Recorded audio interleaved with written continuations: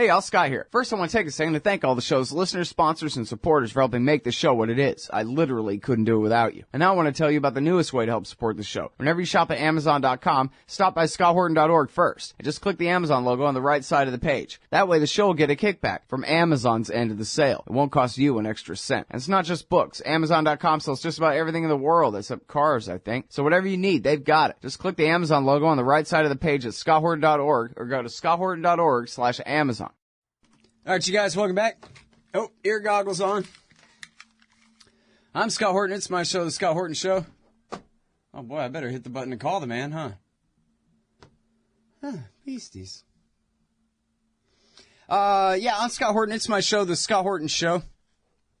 And on the line, I've got the great Eric Margolis, foreign correspondent. Eric Margolis, he's covered 14 wars and then some. Well, geez, must be 20 by now, whatever, something. Wars all over the place.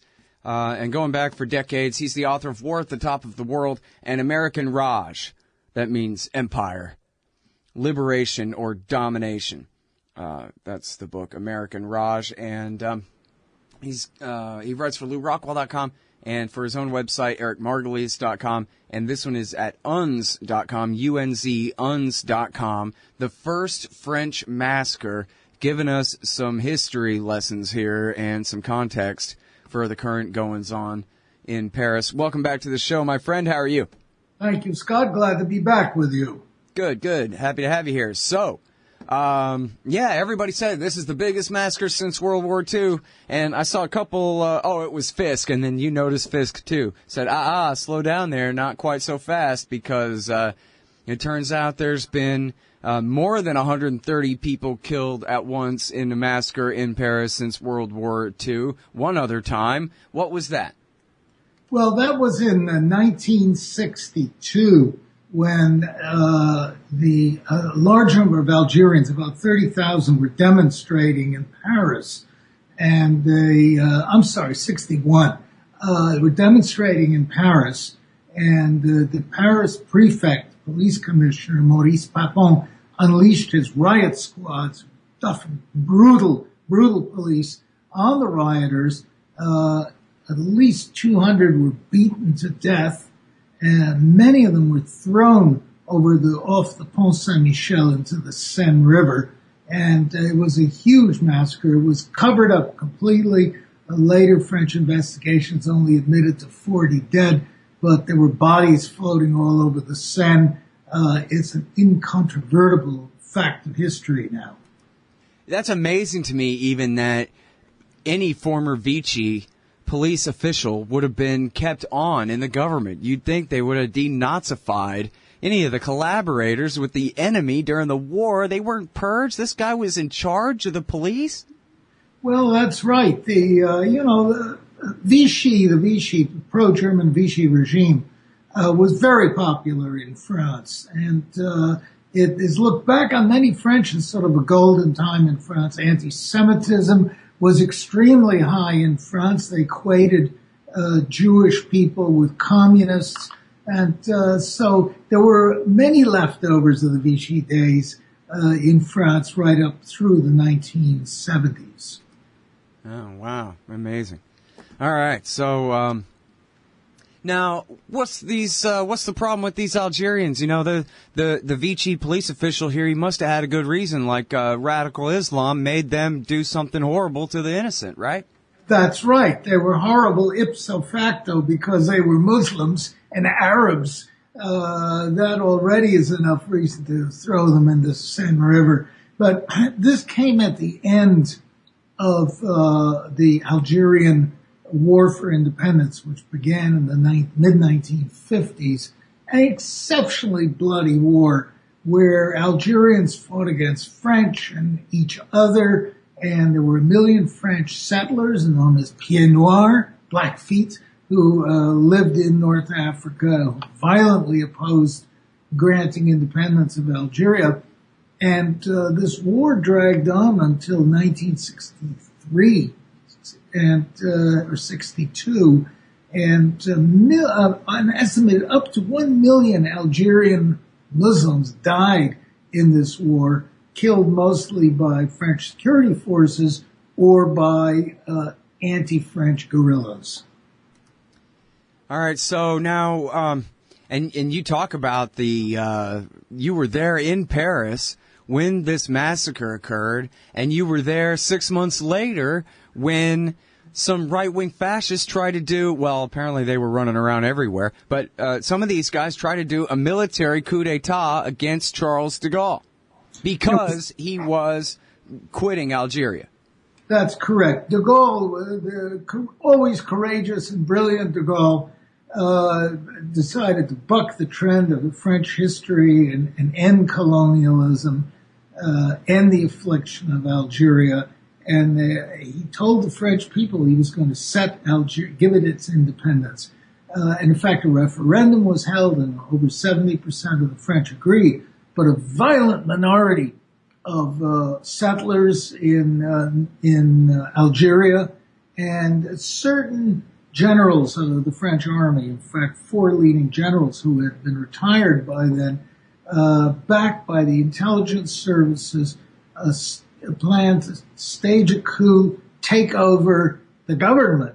This was in 1962. I was in Paris. It was one of the most exciting things I've ever been to because the rebels were going to get military aircraft, to fly the key elite units, paratroop units, and the French Foreign Legion, fly them to France, land, seize the key airports around Paris, and drive downtown and seize the government and install a military dictatorship. I was in the streets. I was off Place de la Concorde. I remember it vividly. You hear all the radios going and the paramilitary police there, heavily armed with submachine guns, were waiting for the fighting to begin. You didn't know what was going to happen one minute to the next. But finally, the French conscript forces, as opposed to the elite professional forces, refused to go along with the coup. Very important point. And then the French Air Force commanders refused to send their aircraft, and the coup fizzled. But it was a close-run thing. It was extremely exciting. Well, I got to ask, what was the CIA's role in that? Don't tell me nothing. Well, that's the subject of much debate. In fact, I'm just reading a new book called The Devil's Chessboard about this right-wing factions in the government back to the days of Eisenhower, who tried to influence policy. Certainly, there seems to be evidence that the CIA was in close touch with the French conspirators, and there was talk they wanted to oust de Gaulle because de Gaulle wanted an independent European policy. He refused to take orders from the Americans, and this enraged Washington, and they wanted to see de Gaulle overthrown. Was he the one that pulled France out of NATO? Yes, he was. Yeah. And the Americans were not going to forgive de Gaulle for this, but along came Mr. Sarkozy years later, who obediently put France back into NATO. Mm-hmm. Oh, really? It took that long? I was wondering. I wasn't clear on when they finally rejoined. It wasn't until Sarkozy, huh?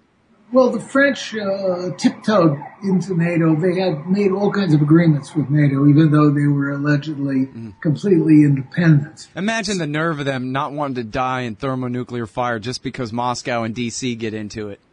It's just outrageous, those wicked French. They declared independence. Get them! That's right. And the U.S. was very afraid that France was going to influence the rest of Europe. There was considerable passion in Germany on this subject. As the former defense minister, Franz Josef Strauss, put it so beautifully, he said, "We won't be foot soldiers to the American atomic knights." All right, y'all. That's Eric Margolis. Hold on the line. When we come back, we're going to get into some more current history here. The French messing around their former empire in the Levant and what it all means. It's the heroic Eric Margolis, author of American Raj. Check out his website, ericmargolis.com. Spell it like Margolis. Back in a sec. Hey, all, Scott here for Samurai Tech Academy at MasterSamuraiTech.com. Modern appliance repair requires true technicians who can troubleshoot their high-tech electronics. If you're young and looking to make some real money, or you've been at it a while and just need to keep your skills up to date, Samurai Tech Academy teaches it all. And they'll also show you the business, how to own and run your own. Take a free sample course to see how easily you can learn appliance repair from MasterSamuraiTech.com. Use coupon code Scott Horton for 10% off any course or set of courses at MasterSamuraiTech.com. Hey, y'all, Scott Horton here for WallStreetWindow.com. Mike Swanson knows his stuff. He made a killing running his own hedge fund and always gets out of the stock market before the government-generated bubbles pop, which is, by the way, what he's doing right now, selling all his stocks and betting on gold and commodities. Sign up at WallStreetWindow.com and get real-time updates from Mike on all his market moves. It's hard to know how to protect your savings and earn a good return in an economy like this. Mike Swanson can help. Follow along on paper and see for yourself. WallStreetWindow.com. Okay, kids, welcome back. I'm Scott Horton. It's my show, The Scott Horton Show. I'm talking with the great Eric Margolis, author of American Raj, in this article, The First French Massacre at the UN's Review. Before that, The City of Light Falls Dark. And before that, A Vile Crime But Productive. That was the Islamic State attack on the Russian plane. Presumed, I guess I should say there. The seeming one. And now, so here's the deal, Eric Margolis. I cite you all the time for a lot of reasons, but lately, the one that I cite you on more than any other is, Eric Margolis said in the summer of 2011, he wrote it, and I interviewed him about it, that French special forces and spies are screwing around in Syria right now trying to drum up a revolution against Assad, an armed one. And in fact, I went back through the archives and I found one that was from, I think, September or October 2011. But I'm pretty sure the original report was July. So I need to go back and look again. But anyway, Phil Giraldi reported for antiwar.com and the American Conservative that December that Obama had signed 2 new findings, one for Syria, one for Iran, and that it was on. Pretty much everybody else never cites anything earlier than 2012 when it comes to American and CIA support for the Mujahideen war there, but I'm pretty sure you were first. And there was one other guy in the Observer, I think, too, who wrote a thing about Prince Bandar sending Mujahideen and money. But anyway, so this is the thing that TV news people just can't get their head around at all. That it's not just that France has been bombing the Islamic State for a year and a half, along with the Americans, although in Iraq, not Syria, but that doesn't make much difference to them. They can't get their head around the idea that America and France, NATO and the GCC, they've been backing the Mujahideen, and including the factions that on Nusra Front that ended up splitting off and becoming the Islamic State. Nothing but Al-Qaeda in Iraq, the bad guys left over from the last war. And so TV news can never explain that we've been on both sides of this war now, and this is what has gotten France into this mess. And I'll say one more thing before I turn it over to you, which is, I don't know if you saw, but at The Guardian, they admitted publicly that they had a policy that banned any of their editorials from pointing to French intervention in Iraq and Syria for 3 days after the Paris attack because it might hurt people's feelings or something. And so instead, radical Islam did it became the narrative, and no one was allowed to contradict it, even in the liberal Guardian. So anyway, what do you make of the current, the backlash, the reaction to the attack, or maybe even the preceding policies that led to it? Scott, as you quite rightly point out, France's mucking around in the Muslim world is virtually unknown in the West, thanks to our lousy and biased media. The French, it's very interesting. France is now under a socialist government, and the French socialists have been the most imperially minded of the French governments, as opposed to the French conservatives or communists. And there seems to be a deep strain in the socialists that they want to restore France's very strong influence in the Levant, that is Lebanon, Syria, both of which were French colonies. In fact, France created Lebanon, and in Iraq, which France was supposed to get Iraq at the end of World War I. But somehow the wicked British outmaneuvered the French, and they ended up with oil-rich Iraq. And the French have never forgiven the British for yearing them out of Iraq. Anyway, so France has permanent interests in the area, particularly so in Lebanon, where it's backed different factions. It's been very active in Mali, where we saw an attack over the weekend that was not apparently done by ISIS.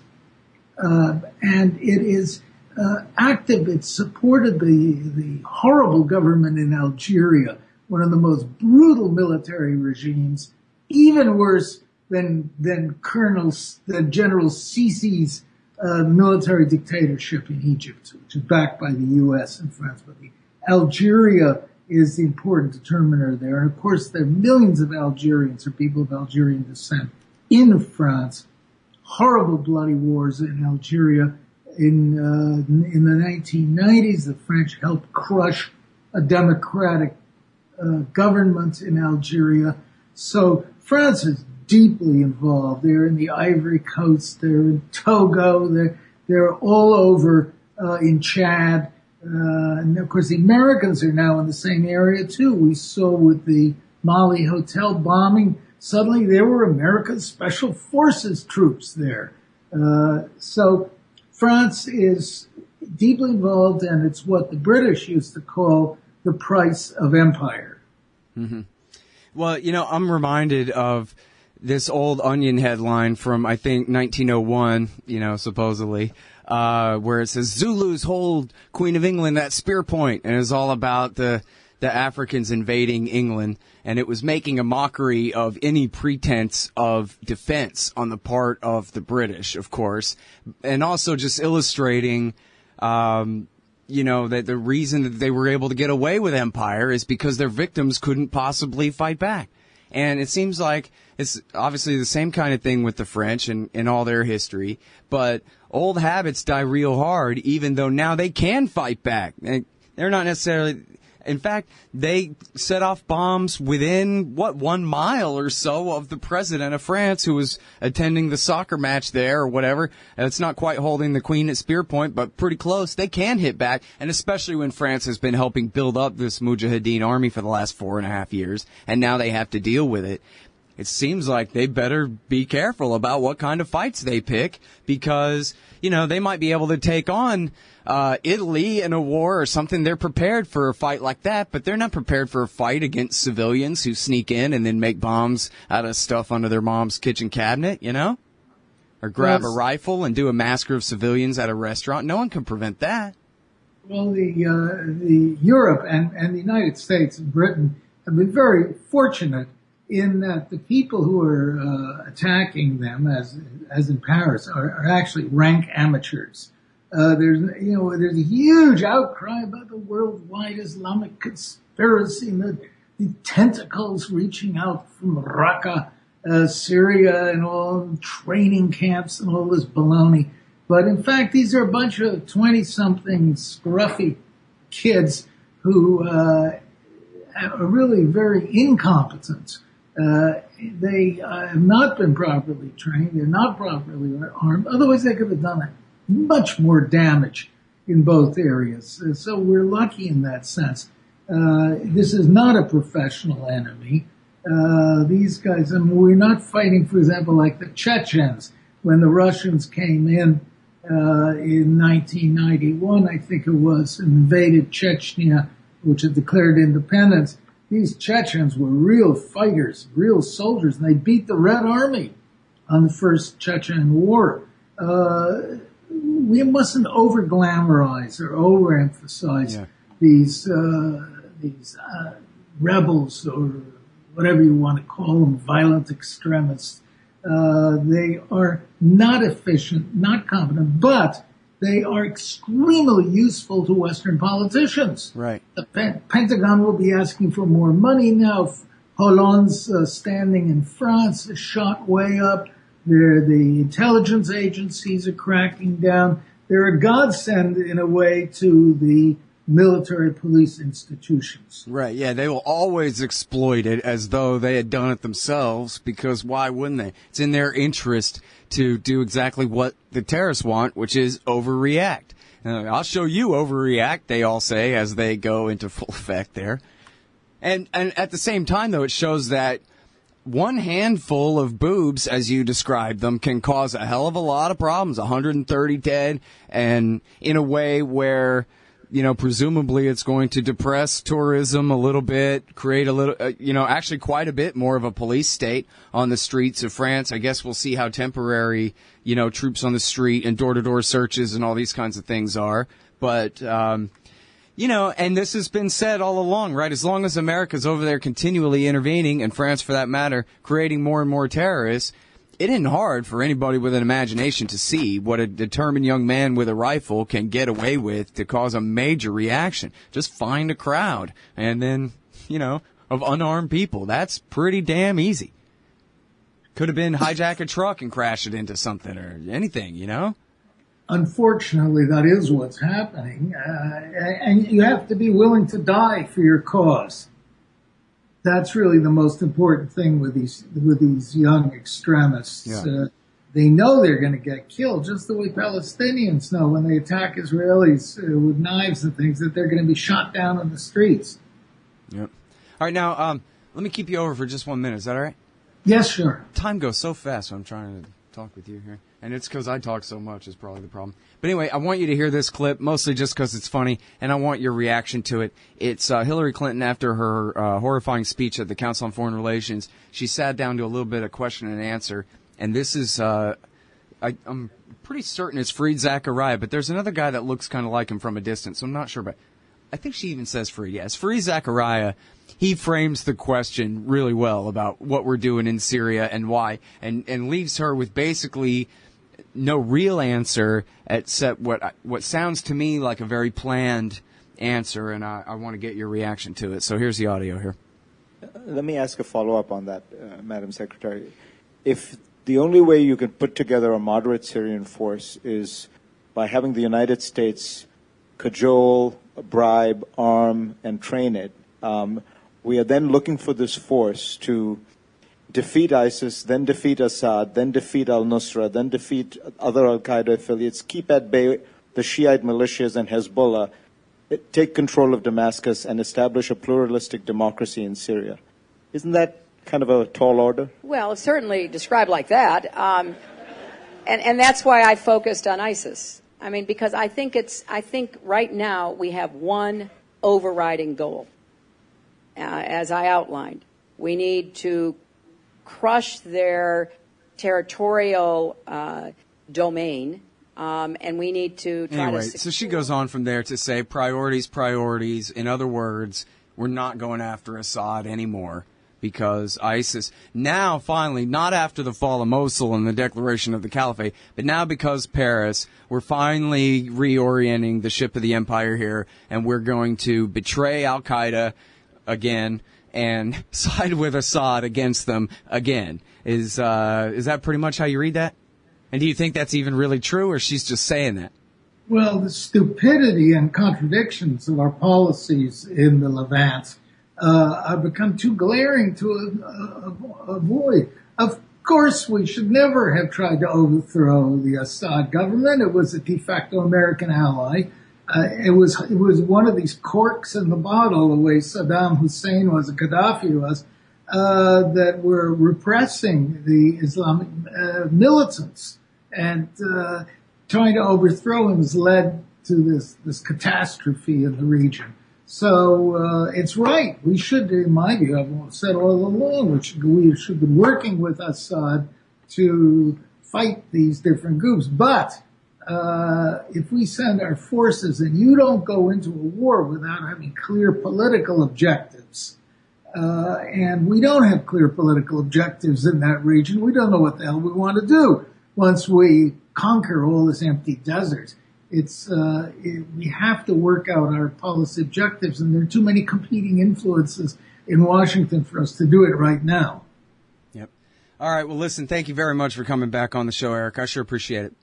My pleasure, as always. All right, y'all, that is the great Eric Margolis. He's at ericmargolis.com, spell it like Margolis. Also at lourockwell.com and unz.com, U-N-Z, unz.com. This one is called The First French Massacre, and we'll be right back with Iona Craig in just a sec. Hey, all, Scott Horton here. It's always safe to say that one should keep at least some of your savings in precious metals as a hedge against inflation.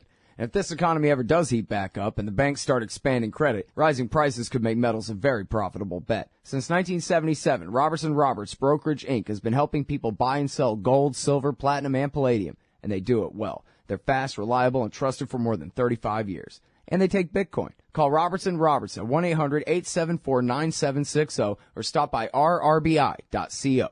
Hey, Scott Horton here for MPV Engineering. This isn't for all of you, but for high-end contractors specializing in industrial construction and end users who own and operate industrial equipment. MPV offers licensed professional consulting on chemical and mechanical engineering for your projects. Tanks, pressure vessels, piping, heat exchangers, HVAC equipment, chemical reactors for oil companies or manufacturing facilities, as well as project management support and troubleshooting for those implementing designs. MPV will get your industrial project up and running. Head over to mpvengineering.com. Hey, Scott here. If you're like me, you need coffee. Lots of it. And you probably prefer it tastes good, too. Well, let me tell you about Darren's Coffee Company at darrenscoffee.com. Darren Marion is a natural entrepreneur who decided to leave his corporate job and strike out on his own, making great coffee. And Darren's Coffee is now delivering right to your door. Darren gets his beans direct from farmers around the world. All specialty, premium grade with no filler. Hey, the man just wants everyone to have a chance to taste this great coffee. darrenscoffee.com. Use promo code Scott and you get free shipping. darrenscoffee.com.